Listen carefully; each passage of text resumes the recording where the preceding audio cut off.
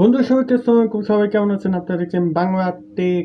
তো আমি আছি আপনাদের সাথে একটি ফ্রেশ এপিসোড নিয়ে। কয়েকদিন ধরে আমি একটা বিষয়ে খুব রিসার্চ করছিলাম, সেটা হচ্ছে যেসব ফোনে ফিঙ্গারপ্রিন্ট লক আছে সেই সব ফোন হ্যাক হয় নাকি। যদি হ্যাক হয়ও তাহলে 100 জনের মধ্যে কতজনের ফোন হ্যাক হয়, এই নিয়ে কিন্তু আমি একটা রিসার্চ করছিলাম। এবং বেশিরভাগ অনেক কয়টাই আমি সবার প্রথম আমার যে ধারণাটা আসলো এই বিষয়ে ধারণা দিতে পারবেন আমাদের ইউটিউবে ভাইবা।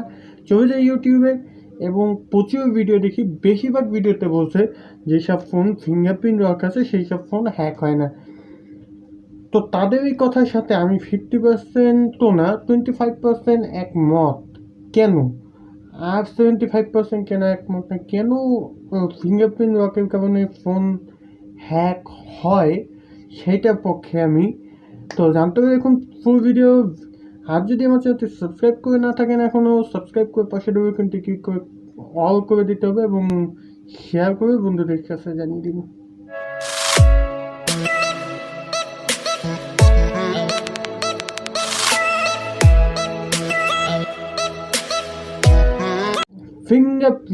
ফিঙ্গারপ্রিন্ট লকটা কেন দেওয়া হয়? ফিঙ্গারপ্রিন্ট আসলে যে কোনো ফিঙ্গারপ্রিন্ট, আমি বেশিরভাগ ফোনে দেখছি যেসব ফোন অন স্ক্রিন ফিঙ্গারপ্রিন্ট, মানে ডিসপ্লে উপরে যে ফিঙ্গারপ্রিন্টগুলো দেওয়া হয়, আপনার প্লে স্টোর বলুন, ইউটিউব বলুন, ফেসবুক বলুন, যে কোনো কিছু ওপেন করতে গেলে কিন্তু আপনার ফিঙ্গারপ্রিন্টটা দিতে হয় এবং তারপরে কিন্তু সেইটা ওপেন হয়।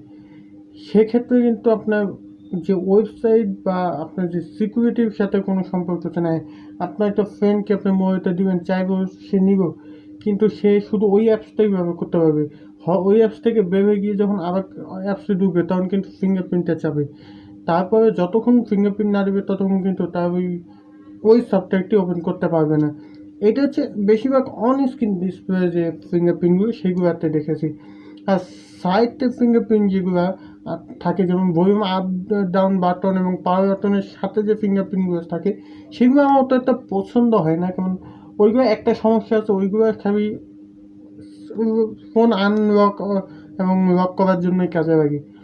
আর পিছনের যে ফিঙ্গারপ্রিন্ট সেটাও একই কাজে লাগে, কিন্তু ফিঙ্গারপ্রিন্ট লক আপনার ফোনে অত্যন্ত দরকার। কেন দরকার?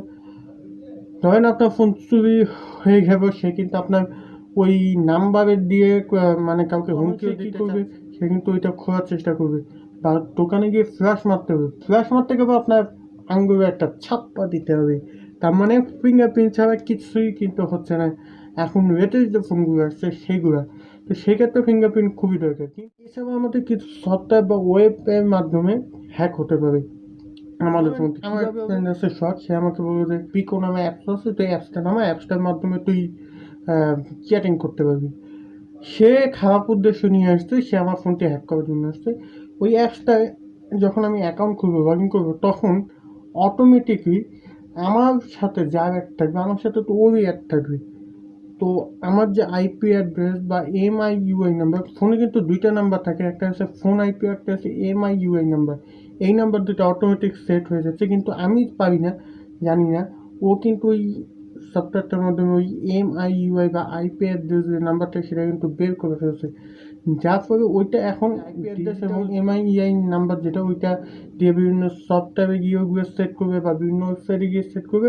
সাথে সাথে আমার যে স্ক্রিনটা, কম্পিউটার হোক মোবাইল হোক, সেই স্ক্রিনটা তার ওই ডিভাইসে শেয়ার হয়ে যাচ্ছে এবং সে ফুল ব্যবহার করতে পারছে। এমন না যে সে ফেসবুকে ঢুকো আপনার পাসওয়ার্ড দিয়ে নতুন করে লগ ইন চাবে না, আমার ফোনে লগ ইন করা আছে, আমার আইডিতেই শো করবে তার এখানে। তার মানে কিন্তু এরকম বিভিন্ন যে চ্যাটিং বা কলিং যে সফটওয়্যারগুলো থেকে আমাদের একটু বিরত থাকা উচিত।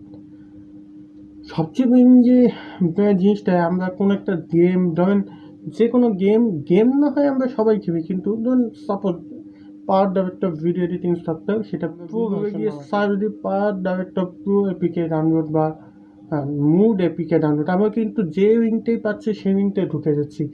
আমরা কিন্তু জানি না ওই লিঙ্কটা মাধ্যমে আমাদের ফোন হ্যাক হতে পারে। লিঙ্ক হয় দুই ধরনের। গুগল কিন্তু তাদের লিঙ্কে দুই ধরনের ভাগ করে দিয়েছে, একটা হচ্ছে HTTPS আর একটা হচ্ছে HTTP।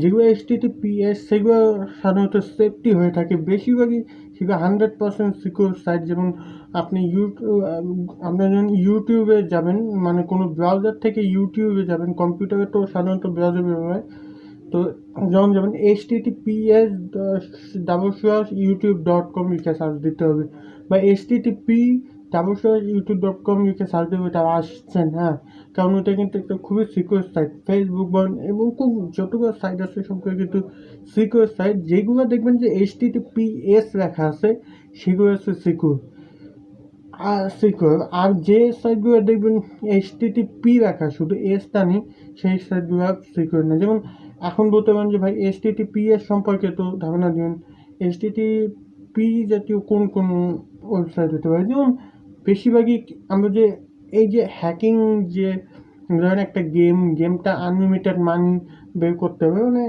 অনেক লেভেল পার করে তো কষ্টকর, সব আনলক থাকবে, তার জন্য হ্যাক করে নিই, বা প্রো ভার্সন নামে, মুড ভার্সন নামে, সেগুলোর জন্য বিভিন্ন লিঙ্কে ঢুকি, সেই লিঙ্কগুলো দেখবেন HTTP লেখা।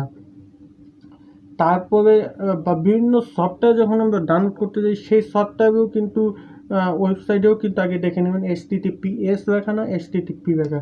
আর বেশিরভাগ ক্ষেত্রে ভিডিও সাইটগুলো যেগুলো আছে সেগুলো কিন্তু HTTPS কিন্তু আর থাকে না, কারণ ওইগুলো তো খারাপ ভিডিও ওয়েবসাইট লিঙ্ক।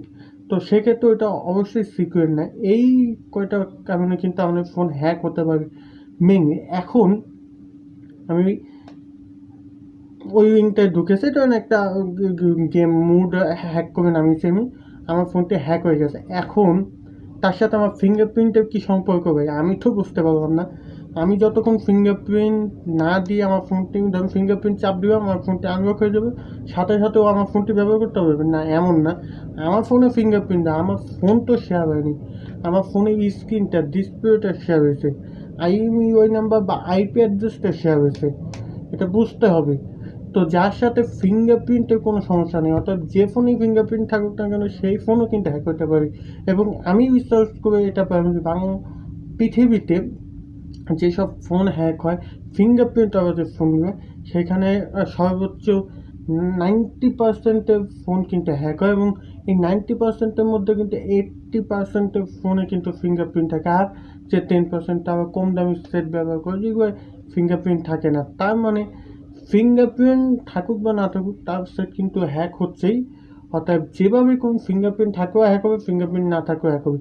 কিছু কিছু ভিডিওতে, কিছু অনেক ভিডিও দেখেছে এরকম 20 থেকে 25 থেকে কয়দিনে, যেসব ভিডিওতে বলা হয়েছে যে ফিঙ্গারপ্রিন্ট থাকলে আপনার ফোনটি হ্যাক হবে না।